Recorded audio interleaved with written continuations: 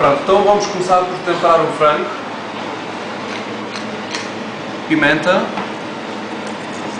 flor de sal, vamos aromatizar com um bocadinho de lima,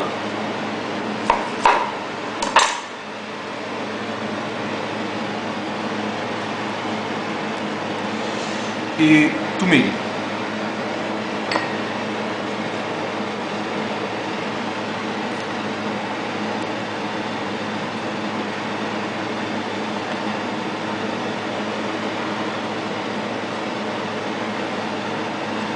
Vamos, entretanto, confeccionar. Vamos parar o frango.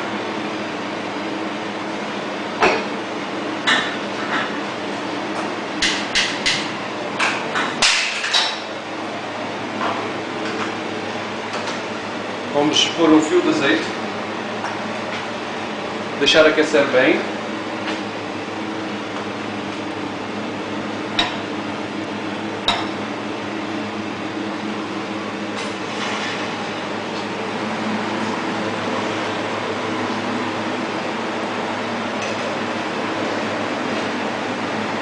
Vamos preparar o frango.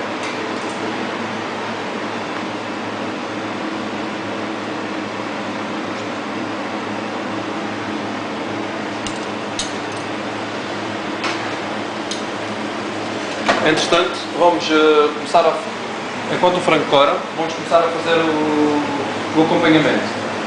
O que é que temos? Temos cebola picada grosseiramente, temos o feijão branco previamente cozido, cogumelos cortados aos quartos, e morcela cortada aos cubos, tomate cherry cortado ao meio, temos alho laminado e vamos utilizar um pouco de tomilho.